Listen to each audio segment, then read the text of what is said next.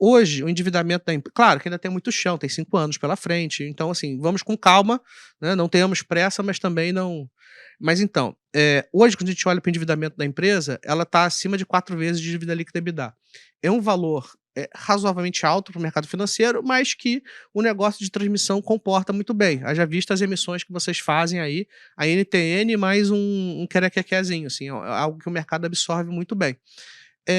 Mas como é que seria esse processo de relicitação com o endividamento que vocês têm hoje? Parece que vocês teriam pouca munição para recomprar esses lotes caso vocês, como posso dizer, caso os ativos de fato vão à licitação. Acho que um ponto importante quando a gente fala de relicitação é trazer também o tema da indenização. Uhum, Né? Esses ativos, né, eles terão, né, olhando, né, para o valor histórico contábil, né, na época do término da concessão, eles terão valor. Né? Obviamente existe uma discussão para aquilo que é anterior a 2019, né, porque essas concessões mais antigas, aonde a gente sempre usou o manual de contabilidade para fazer a depreciação. A partir de 19 fica muito claro que as novas concessões você não tem direito de indenização ao final do prazo de concessão, a não ser os reforços e melhorias. Então, a gente tem dentro dessas que vão terminar, né, entre 30 e 32, valores residuais. Né? E a gente continua e tem entendimento, né, de que a gente vai conseguir receber essa indenização. Tá? Hoje, essa indenização, nos nossos números, na projeção daquilo que a gente espera de valor residual ao final das concessões, elas estão em torno de 3 bilhões. Isso tudo para as 2? Não, para as 2 não. Aí são Todas? todas. Ah, tá. Todas. Exatamente para essas que vencem em 30 e 32, 32 a gente está falando 30 e 32, em torno de 1 bilhão. De 1 bi.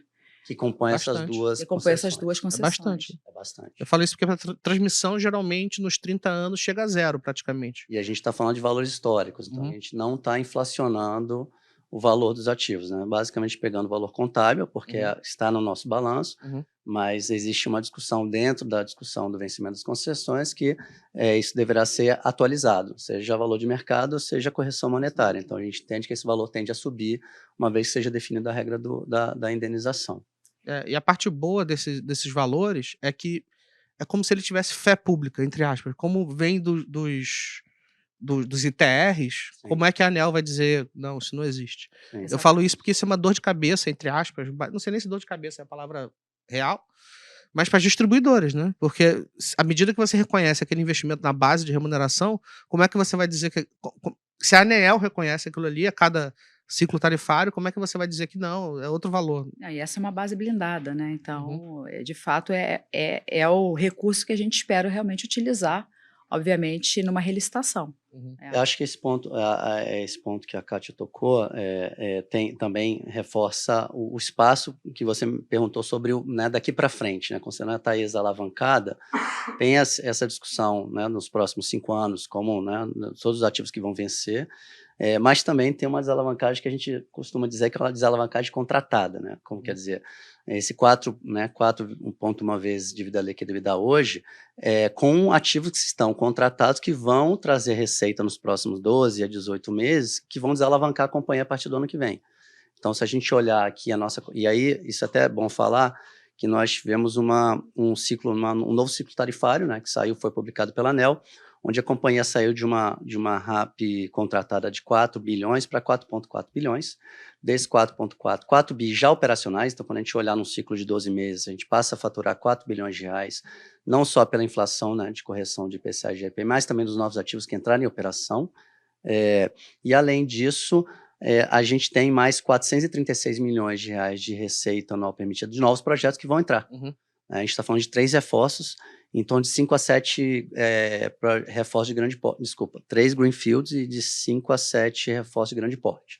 Né? Então a gente está falando aí, quer dizer, nos próximos meses, eles entrando de forma antecipada, que a gente está bem otimista em relação à entrega desses projetos, começam a desalavancar a partir do ano que vem. Isso abre espaço, novamente, no nosso balanço, que é o que você falou, para uma transmissora estar mais alavancado, você tem um risco menor, visto que você tem receitas garantidas no longo prazo, né, quer dizer, fluxo de caixa, margens elevadas, com projetos que estão entrando. Já estão entrando. Então, quer dizer, participando em leilões daqui para frente, isso, né, fatalmente abre um espaço lá na frente para o momento que a gente começar a investir nesses lotes que nós vencemos, ela cabe bem no nosso balanço. Na realidade, a previsibilidade de uma transmissora permite a gente trabalhar com um nível de alavancagem mais alto, né? E acho que o trabalho que a gente tem feito, né, nos leilões passados, né, de contratação, e como é que a gente consegue entregar esses leilões ainda num prazo inferior ao prazo concedido pela ANEEL, tem sido um diferencial, né? Então, a gente, hoje realmente a gente está com um nível de alavancagem, né, de 4,1 vezes, né, dívida líquida e EBITDA. A gente vê ligeiramente isso subir até o final do ano, porque esses projetos estão em construção nesse momento, mas a partir do ano que vem, como o próprio Cristiano trouxe, a gente já vê essa desalavancagem contratada se realizar, né, a partir do momento que eu entro com essa RAP em operação, né, e está tudo acontecendo para realmente entrar nos prazos que a gente, né, tem enxergado, né, e tem dado como guidance, né. Normalmente a gente tem entregue com 2 anos de antecedência comparado com o prazo da ANEEL. Então isso dá para a gente também vamos dizer assim, uma previsibilidade de em que momento, de fato, a gente vai ter espaço, balanço, considerando a atual estrutura de capital, para que a gente possa participar de leilão, né? Então, é um pouco do que a gente olha nessa parte de planejamento, como é que a gente vê esse movimento acontecer. E, de novo, transmissão, ele é bem previsível, então a gente consegue ter uma visão bem clara em que momento a gente consegue avançar, né, e tomar endividamento, em que momento a gente desalavanca. E eu acho que uma estratégia importante que a companhia, um passo importante que a companhia deu em 2024 foi o ajuste da distribuição de dividendos com base no lucro regulatório, né, porque isso aproxima muito a gente da nossa geração de caixa operacional, né? Então isso faz todo sentido, porque enquanto a gente está com projetos em construção, você tende a ter um lucro regulatório, um lucro societário, um lucro do IFRS maior.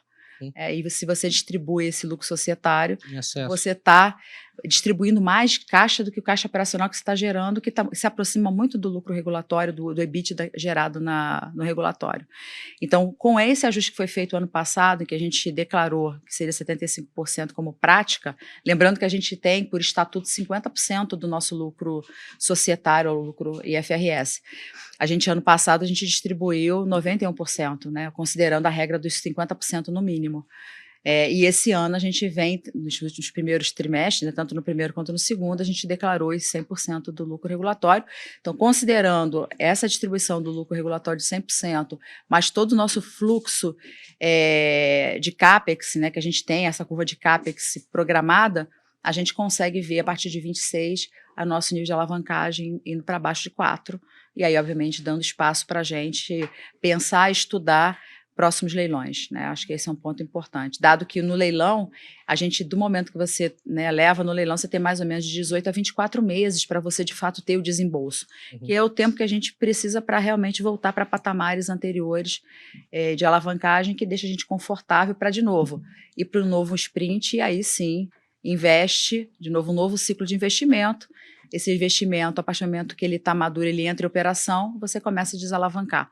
Então, tudo isso está capturado no desenho de planejamento estratégico que nós fizemos recentemente, a companhia. Então, a gente desenha, de fato, aquilo que a gente tem de oportunidade, né, olhando para novos investimentos, né, tanto de leilão, né, obviamente, reforços e melhorias é outro tema que a gente abordou bastante, onde tem oportunidade, e também, obviamente, na agenda, como você me perguntou, como as concessões vincendas, né? Então, por a gente conhecer muito bem o ativo, a gente fazer um trabalho de uma forma muito estratégica para a gente, de fato, chegar bem nesse momento, ou por uma relicitação ou por uma renovação.